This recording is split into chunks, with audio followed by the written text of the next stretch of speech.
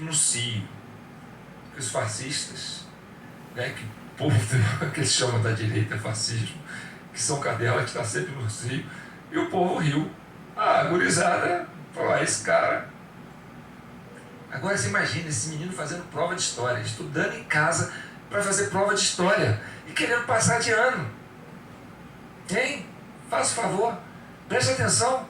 Você tem um filho refém de uma situação dessa, você manda seu filho, cria seu filho, põe o uniforme nele, põe bonitinho, toma banho, compra material, leva o menino para a escola, e o menino chega lá e é exposto a isso.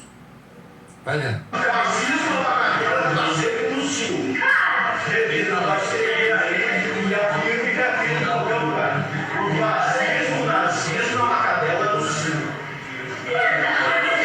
está sempre no cio. E que por isso tem que ser morto. Não vou permitir que difame ninguém dentro das... E ele falou de morte, gente. Tem que ser morta, tem que ser morta. Ó, tá escrito aqui, ó, se você acompanhar os textos, você vai ver, vai aparecer alguma coisa parecida. Se a sua tela for pequena, talvez você não veja. Mas ele falou, quer ver?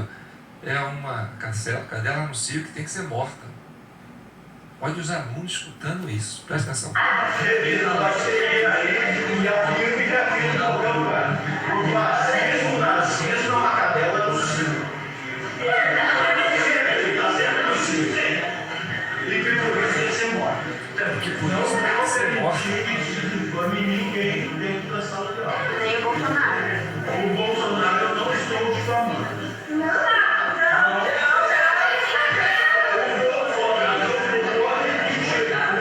Pô, o cara detonou o Bolsonaro, chamou de fascista, nazista, cadela no cio, que vai ser preso, ladrão de joia. E aí perguntou, mas e o Bolsonaro? Você está defamando o Bolsonaro. Eu não estou defamando o Bolsonaro. Gente, como é que essa criança vai passar de ano com um professor desse? O que ele vai responder na prova? Que o professor vai dar nota? Ele vai ficar assim, o que eu vou botar nessa prova? Olha, que depressão. Nicolas, trabalhe para você, Nicolas. Bolsonaro é acusado pela Polícia Federal de ser ladrão de joias.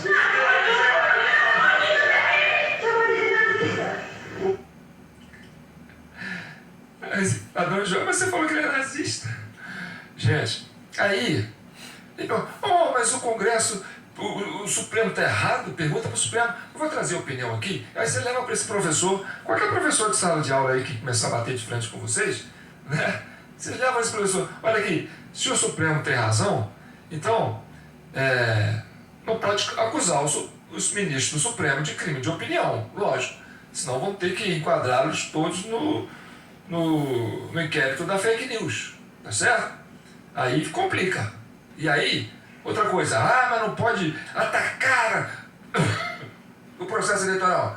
Atacar o processo eleitoral é um crime contra a democracia? Peraí, tá. Mas quando é um ministro que está atacando o processo eleitoral, é um crime contra a democracia?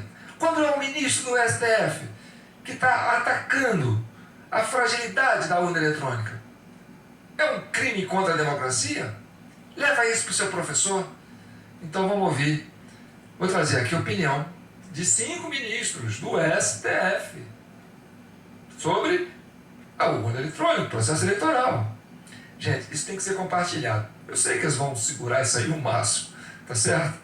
Mas se você puder passar isso para frente, se a gente quebrar essa bolha com esse vídeo, entendeu? A gente pode despertar, né, a vida acadêmica dos professores para dizer, olha, gente, passou do limite, poxa, a hora de botar freio nisso, entendeu? Não é mais essa sociedade que vocês pensam que é. Esses alunos não são bestas, eles não têm só o professor como fonte de informação, eles entendem mais a internet do que o professor está ultrapassado. Quando eles vão pesquisar na internet, eles são mais rápidos, eles são mais dinâmicos. Então não tem como impor essa ideologia goela abaixo. E aí vocês vão criar um trauma nessas crianças, porque eles vão ter que fazer a prova. E aí a hora que eles pensarem o que eu vou responder nessa prova, porque eu tenho o meu conhecimento, tenho as informações, tenho o senso crítico, E o professor quer que eu fale isso, senão ele vai me dar 0. Presta atenção. Então vamos lá. Tem 5 ministros aqui, para você defender o professor, para não colocá-los no inquérito das fake news, porque se o Bolsonaro estava atacando o processo eleitoral, vejam esses ministros. Olá, você sabia que no dia 30 de outubro, no segundo turno das eleições do ano passado, aconteceram mais de 4 milhões de votos após o horário eleitoral, acredita?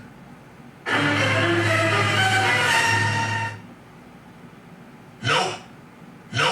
Se nós tínhamos 60 milhões de votos para o Lula, 58 para o Jair Bolsonaro, faz as contas. Então, hein? Para onde será que foram esses 4 milhões de votos? Pensa comigo.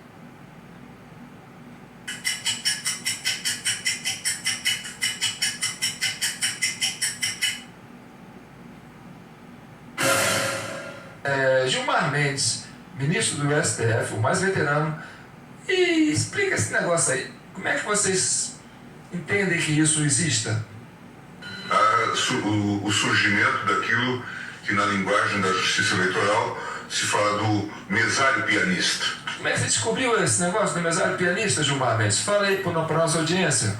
Esse mesmo eleitor que justificou a ausência tinha votado. Agora, Flávio Dino, você que está começando aí no STF, explica pra gente, é possível acontecer mais de 4 milhões de votos depois que encerra as votações, que fecha a zona eleitoral? O que acontece hoje? Das 5 horas da tarde, o mesário verifica lá em consórcio com os fiscais, verifica os eleitores que não compareceram, porque não foram, porque morreram, porque viajaram, com o número do título ele libera a urna eletrônica e vota quantas vezes ele quiser. Alexandre de Moraes, o que você tem para falar sobre isso? Só que isso não é problema da urna eletrônica, isso é problema da pessoa.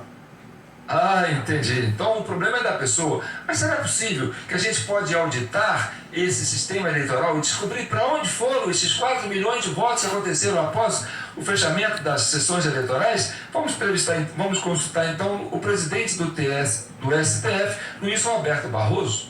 A urna possui um arquivo que é chamado de log da urna.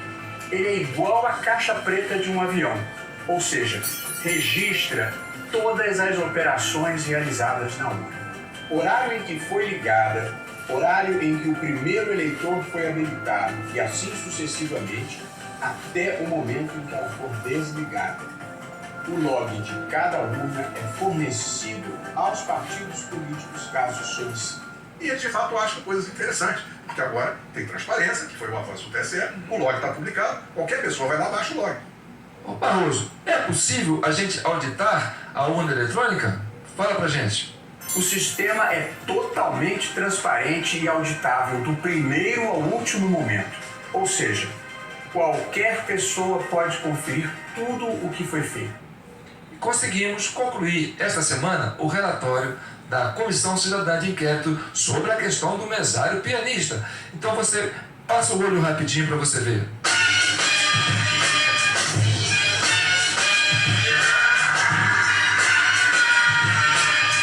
O que aconteceu com os 4 milhões de votos que aconteceram após o horário do encerramento das votações? Pega o seu celular, envia o Pix para nossa chave jpnoticias@gmail.com.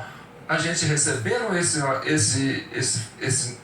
recibo no nosso celular, a gente na mesma hora enfia para você o relatório em forma de PDF e você vai ter esse relatório aí no seu celular. Você pode levar numa gráfica, né, e pedir esses negócios de xerox aí para fazer o seu relatório e você vai ter o seu relatório em mão. E aí você vai entender, vai estudar e vai entender o que aconteceu com os 4 milhões de votos que aconteceram depois do período eleitoral. Agora é importante vocês o quê? Compartilhar, tá certo? Já sabe, a chave Pix é só compartilhar. Tá bom, gente?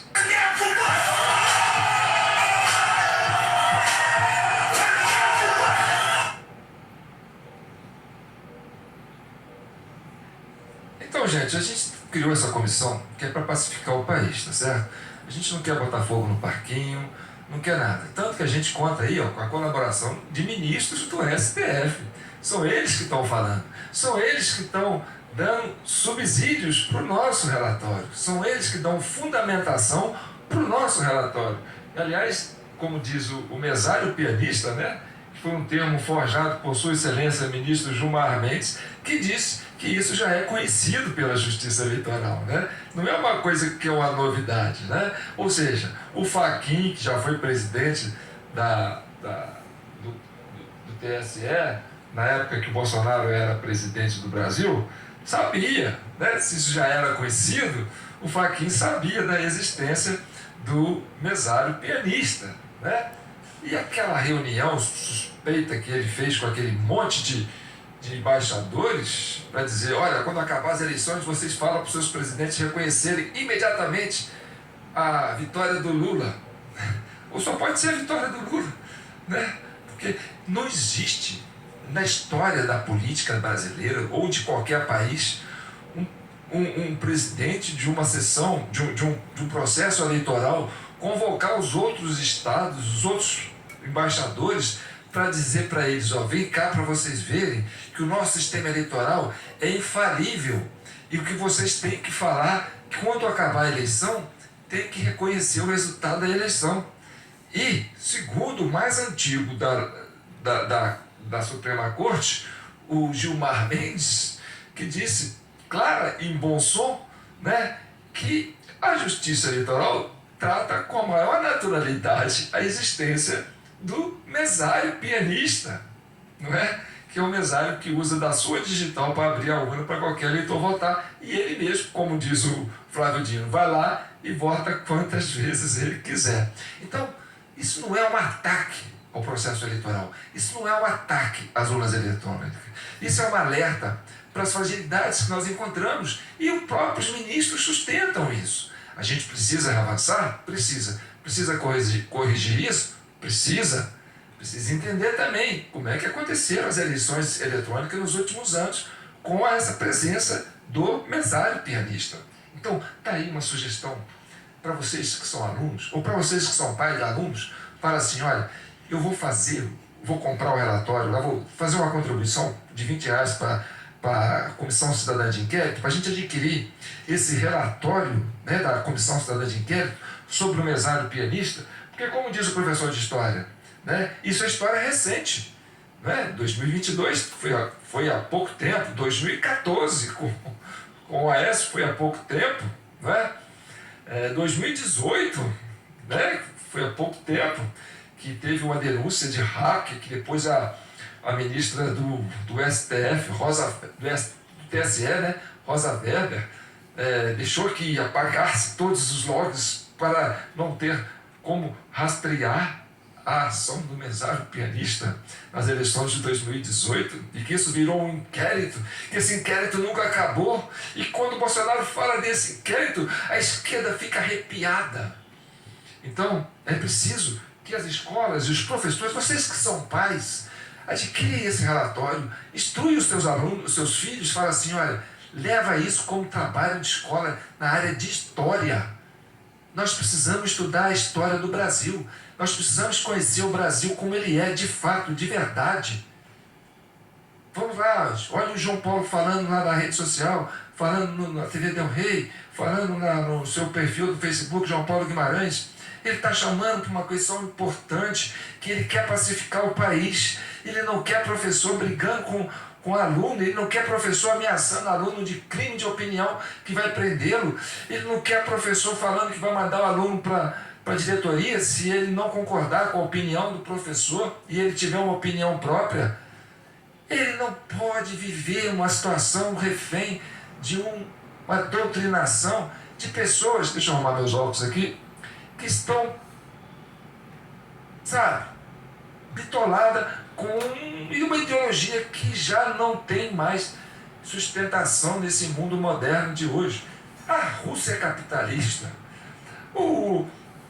A China é o maior comércio capitalista do mundo. Eles sentiram que, olha, ou a gente entra no livre mercado, porque o livre mercado, né, o liberal, a meritocracia, né? A mais-valia é que sustenta, né, o progresso.